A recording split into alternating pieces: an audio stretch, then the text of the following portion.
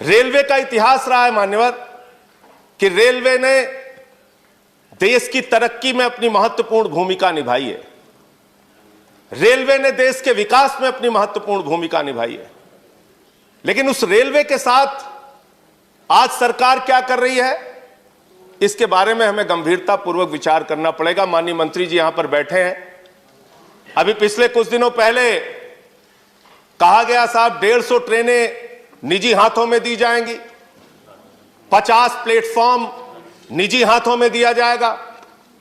मुझे याद है मान्यवर, एनडीए के संयोजक रह चुके हैं जाट साहब, आज इस दुनिया में नहीं है।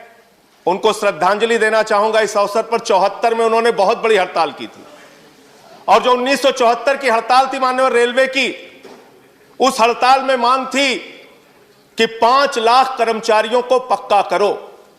और तब रेलवे के नियमित कर्मचारियों की संख्या थी 15 लाख, ट्रेनों की संख्या थी 11,000। आज ट्रेन हो गई 22,000, कर्मचारियों की संख्या घट के हो गई 13 लाख। 74 से आज कर्मचारी हम नहीं बढ़ा पाए, रोजगार हम नहीं बढ़ा पाए। तकनीक हम बढ़ाने का दावा करते हैं, लेकिन उस तकनीक से लोगों को रोजगार की वृद्धि कितनी हुई है हम नहीं बता पाए। निश्चित रूप से दुर्घटनाओं का जिक्र अभी हुआ, उसमें कुछ कमी आई है, अच्छी बात है। लेकिन ये सब कुछ निजी हाथों में करने पर आमादा क्यों रहते हैं आप? सब कुछ बेचने के लिए तैयार क्यों रहती है सरकार? कभी कहते हैं एयरपोर्ट बेच देंगे, कभी कहते हैं सेल बेच देंगे, कभी कहते हैं कोल बेच देंगे। अभी मान्यवर यस बैंक का घोटाला हुआ, लाखों लोगों के पैसे डूब गए, और उस समय सरकार का तर्क आया क्या करें साहब, ये तो निजी बैंक है। तो जो सरकारी रहता है उसको आप निजी कर देते हैं, और जब निजी हो जाता है तो कह देते हैं ये तो निजी बैंक है, हम क्या करें? ये किस प्रकार की दोहरी व्यवस्था है? ये किस प्रकार से हमारी सरकार की सोच है? सारी कंपनियों को, सारी चीजों को बेचने की जो हमारी परंपरा है, उसको उस पे सरकार को रोक लगानी चाहिए। 2-3 पॉइंट मान्यवर और कह के अपनी बात को खत्म करूंगा। आउटसोर्सिंग एक शब्द है, हर चीज को आउटसोर्सिंग करना है। आउटसोर्सिंग कितना बड़ा घोटाला है और कितना बड़ा एक कर्मचारियों के साथ धोखा है, इसके बारे में भी सरकार को विचार करना चाहिए। ठेके पे आप सब कुछ दे देते हैं, सफाई से लेके सब कुछ आप ठेके पे दे देते हैं, और जो कर्मचारी काम करते हैं उन कर्मचारियों से ज्यादा तनख्वाह पे दस्तखत करा के कम तनख्वाह दी जाती है। मांग हुई तो आपने बैंक के खाते खुलवा दिए। जो ठेकेदार है उसने एटीएम लोगों के लेके रख लिए, वो पैसा खुद निकाल लेता है तनख्वाह आने के बाद।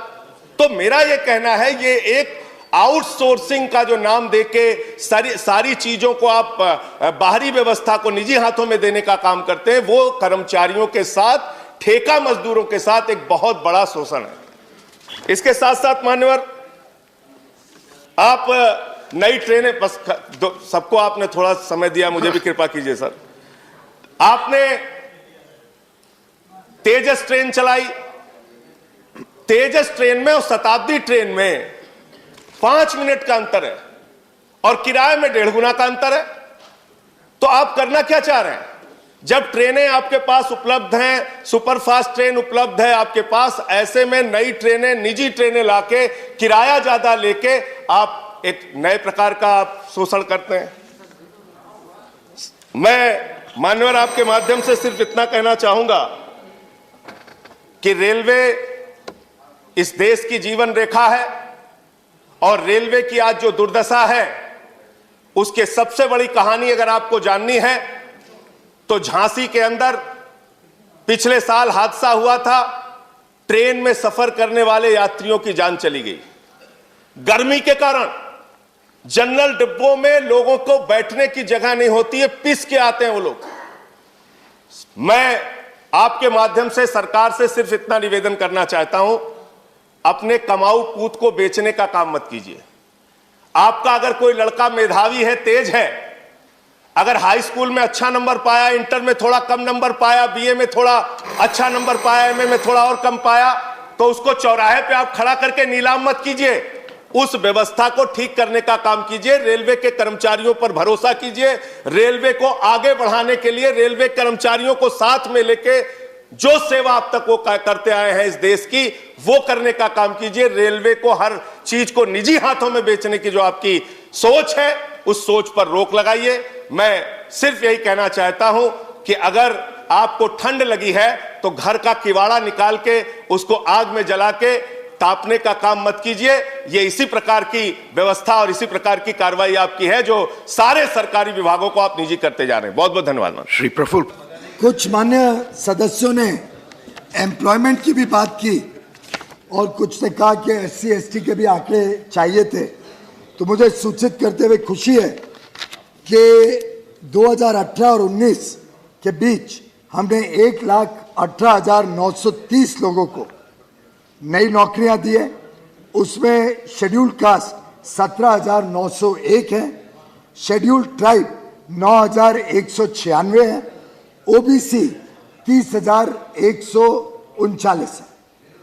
जब तक ये प्रोसेस शुरू हो गया था तब तक इकोनॉमिकली वीकर सेक्शन का प्रावधान नहीं हुआ था। वो प्रधानमंत्री मोदी जी की सरकार ने सदन से पारित कराया 2018 में।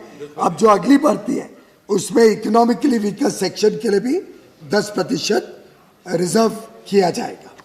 दिव्यांगों को भी 1680 नौकरियां रेलवे दे पाया है और मैं समझता हूं कि हर प्रकार से भारतीय रेल इस देश में युवा युवतियों के उमंग और उत्साह को रिस्पेक्ट करते हैं।